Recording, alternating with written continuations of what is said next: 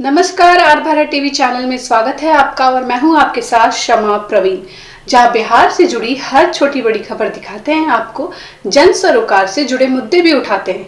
तो चलिए देखते हैं आज की कुछ खबरें, लेकिन उससे पहले सब्सक्राइब करें हमारा यूट्यूब चैनल। और मैं इस वक्त उस मंच पे उपस्थित हूं जहां के विनोद व्यास जी विराजमान हैं। यहां से अपने मुखार बिंदुओं से एक अच्छी शब्द के साथ यहाँ से कीर्तन भजन कर रहे हैं और अभी हमारे साथ उपस्थित हैं। सबसे पहले आपका स्वागत है आर भारत टीवी चैनल में। तो अपना परिचय दे दीजिए। अच्छा, सबसे पहले तो मैं आर्य भारत टीवी को हार्दिक स्वागत करता हूं और आर्य भारत टीवी के जितने भी दर्शक हैं मैं उन सबको हार्दिक स्वागत करता हूं, सबको प्रणाम करता हूं। मेरा परिचय जो है, मेरा परिचय जन्मभूमि यहीं मुरौना पंचायत के विक्रमगंज थाना के क्षेत्र में ही ग्राम तुर्ती मेरा जन्मभूमि है और यह श्री राम जानकी आश्रम मेरा कर्म भूमि है। यहाँ पर मैंने 2016 में भगवान का स्थापना कराया। यहाँ इससे पहले यहाँ पर पुराना सैकड़ों बरस पहले यहाँ कुटिया था, यहाँ शंकर जी का और हनुमान जी का चौतरा था, लेकिन कुछ दिन 25-30 बरस तक यहाँ कोई पूजन पाठ नहीं होता था, माने लुप्त हो चुका था। लेकिन 2014 में यहाँ हम कार्यक्रम में लगे और 1 साल में पूरा हुआ। 2016 में 2000 चैत्र नवमी में भगवान का हम 11 मूर्ति का स्थापना कराए और एक सीताराम नाम जप महायज्ञ का अनुष्ठान हुआ। उसमें हमारे सभी ग्रामवासी और इस क्षेत्र के सभी भक्तगण, सभी जितने भी दूर दराज से आए हुए हैं, सभी का आशीर्वाद, सहयोग और हमारे ग्राम के खास मुख्य रूप से सहयोग रहा है। और आप देख भी रहे हैं, हर साल के भांति इस साल भी प्रतिदिन कार्यक्रम बढ़ते जा रहा है और यहाँ लोगों का लोकप्रियता बढ़ते जा रहा है, लोगों का श्रद्धा जो है इस आश्रम के प्रति बढ़ते जा रहा है। और हमारे आश्रम पर अब तक तो रास्ता भी नहीं था, हमारे आश्रम पर हमारे सरकार का भी ध्यान है कि देखिए, आप लोग पहले भी आए होंगे तो यहाँ रोड भी नहीं था, आज रोड भी हो गया है, बिजली वगैरह का व्यवस्था हो गया है, सारे साधन बढ़ते जा रहे हैं। और मुझे विश्वास है कि आने वाले समय में अगर सबका सहयोग रहे तो यह धारा धाम जो है एक दिन तीर्थ स्थल बन जाएगा। और यहाँ हम लोग का एक उद्देश्य है कि यहाँ हम लोग अभी तो संत सेवा कर रहे हैं, हम लोग संत सेवा, अतिथि सेवा कर रहे हैं। कभी कभी हम कुछ वैद्य डॉक्टर लोग को बुला करके इलाज भी कराते हैं। जो निर्वस्त्र आता है अपने तरफ से वस्त्र का भी दान करते हैं, जो भूखा दुखा आता है उसको खिलाते भी है। इस गांव और इस इलाका के सहयोग से ही, और मैं थोड़ी खेती करता हूं। इस प्रकार करते हुए और मेरा एक अगला भी सोच है कि मैं इस जगह को इतना सुंदर बनाऊं सबके सहयोग से कि आने वाले समय में जो हमारे यहाँ के गरीब गुर्जर लोग के जो शादी विवाह करने में कठिनाई हो रही है, जिनका घर नहीं है, थोड़ा कठिनाई है, मजबूरी है, लाचारी है, खर्चा नहीं कर सकते हैं, वैसे गरीबों के बच्ची को शादी का भी व्यवस्था हम धीरे धीरे यहाँ करने के तैयारी में है, ताकि हमारे यहाँ जो व्यवस्था हो जाए, बाउंड्री मरा जाए, हाथा हो जाए, हमारा आश्रम जो है सुरक्षित हो जाए, तब यहाँ से हम पूरे गरीबों का सेवा करेंगे। और इस गांव जवार के सहयोग से मेरा कोशिश रहेगा कि अधिक से अधिक लोगों को इस आश्रम से लाभ हो। हमारे गरीब बेटी बच्ची का जो है इस आश्रम से ही शादी विवाह हो। जितना हो सके हम लोग इस आश्रम के द्वारा उस गरीब को सहयोग भी करें, सहायता भी करें, भोजन से लेकर के वस्त्र तक जैसा भी हो, अपने क्षमता अनुसार हम लोग कोशिश करेंगे कि हम लोग उनका सहयोग करें और सब पर भगवान का कृपा हो, इस क्षेत्र का विकास हो। मेरा सच्चे मन से यही कामना है। मैं ईश्वर से यही प्रार्थना करता हूँ कि भगवान इस क्षेत्र में सभी लोग को सद्बुद्धि दे, सबको ज्ञान दे, सबको धर्म से जोड़े। क्योंकि भागवत में व्यास जी बताए हुए हैं कि धर्म इष्टम धर्म निर्णाम यज्ञ भागवतम दक्षिणा ज्ञान संदेश प्रणाम परम बलम। धर्म ही सर्वश्रेष्ठ धन है, धर्म से बड़ा कोई धर्म नहीं है, धर्म ही सर्वश्रेष्ठ धर्म है। और यज्ञ भागवतम, यह यज्ञ संसार जो है भगवान का स्वरूप है। यज्ञ भागवतम दक्षिणा ज्ञान संदेश, और दक्षिणा क्या है तो ज्ञान का संदेश। सत्संग के द्वारा ज्ञान लेकर के, भागवत कथा के द्वारा ज्ञान लेकर के अपने जीवन में उतारना सबसे बड़ा दक्षिणा है। अगर मेरा कथा कहने से, मेरा उपदेश देने से एक व्यक्ति भी सुधर जाता है, अपने जीवन को सुधार लेता है, तो मैं समझूंगा मेरा कहा हुआ कथा सार्थक हुआ।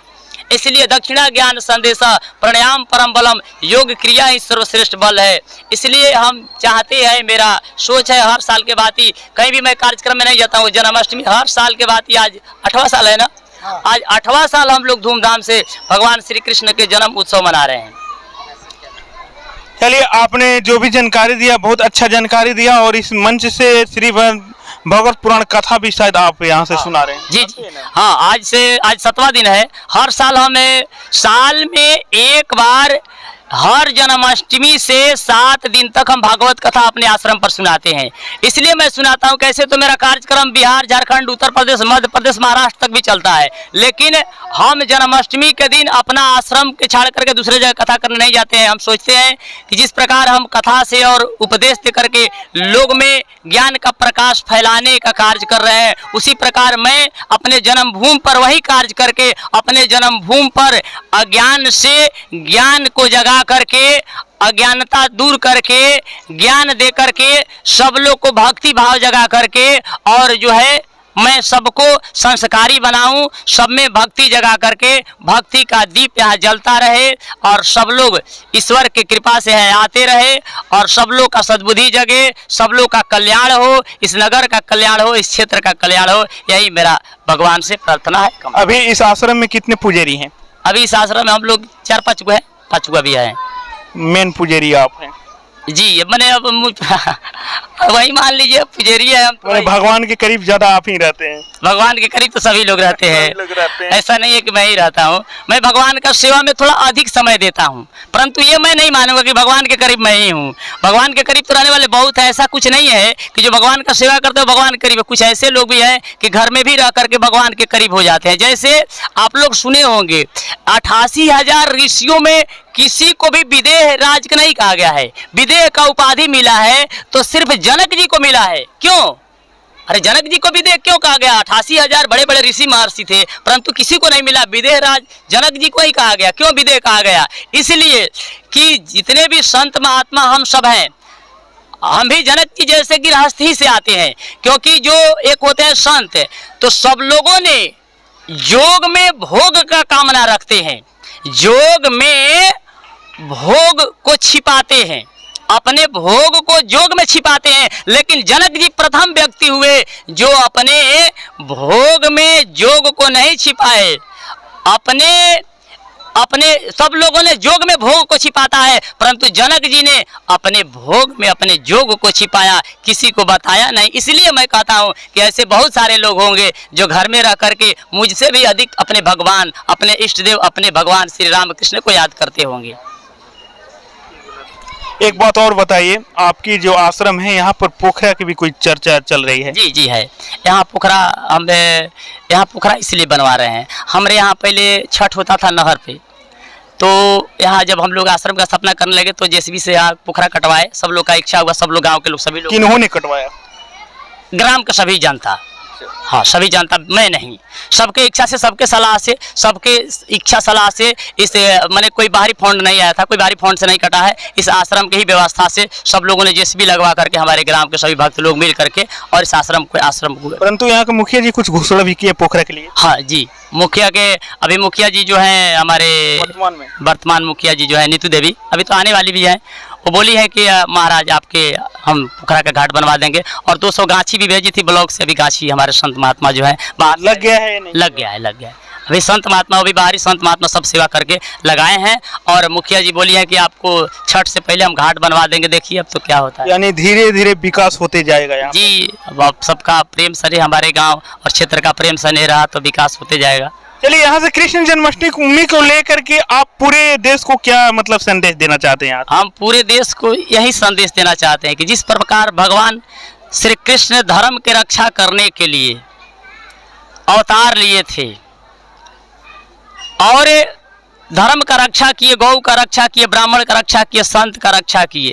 क्योंकि भगवान श्री कृष्ण ने गीता में बताए हैं कि यदा यदा ही धर्मस्य ग्लानि भवति भारत अभ्युत्थानं धर्मस्य तदात्मानं सृजाम्यहं परित्राणाय साधूनां विनाशाय च दुष्कृतां धर्म संस्थापनाय स्वयं भवामि जुगे जुगे। कहते हैं कि हे अर्जुन, मैं जब जब धर्म की हानि होने लगती है, अधर्म अत्याचार अनाचार बढ़ने लगता है, तब तब मैं किसी न किसी रूप में अवतार लेता हूँ और अधर्म को हटा करके धर्म का रक्षा करता हूँ, अधर्म को समाप्त करता हूँ और संतों का उद्धार करता हूँ, अपने भक्तों का उद्धार करता हूँ और दुष्टों का संहार करता हूँ। इसके लिए मैं हर युग में किसी न किसी रूप में अवतार लेता हूँ। चलिए, आपने आर भारत टीवी चैनल को जानकारी दिया, इसके लिए बहुत बहुत धन्यवाद। आप सबको भी धन्यवाद। हमारी तरफ से आप सबको बहुत बहुत बधाई जो आप लोगों ने अपना बहुमूल्य समय दे करके आर्य भारत न्यूज चैनल, मैं करूँगा कि आपका जो चैनल है इतना आगे बढ़े कि हमारे क्षेत्र ही नहीं, हमारे बिहार में सबसे प्रसिद्ध ये आपका चैनल हो जाए। बिहार ही नहीं, भारत में हो जाए। जिस प्रकार आप लोगों ने श्रद्धापूर्वक, मैंने यह देखा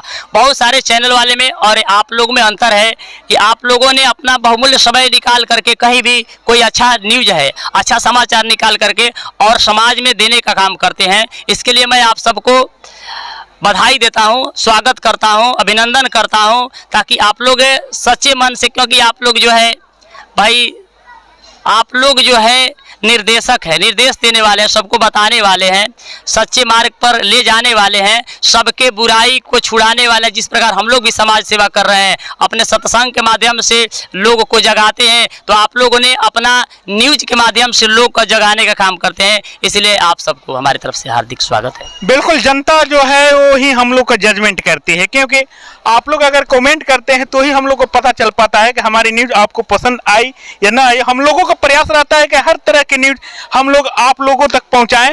और अभी आस्था से भी जुड़ा हुआ न्यूज को मैं दिखला रहा हूं, क्राइम से भी जुड़ा हुआ न्यूज को मैं दिखलाता हूं, एक्सीडेंटल न्यूज को भी दिखलाता हूं, भ्रष्टाचार को भी मैं दिखलाने का प्रयास करता हूं। और मेरा यह प्रयास कैसा लगा आप लोग कमेंट बॉक्स में लिख करके कमेंट जरूर करें। जय हिंद, जय भारत।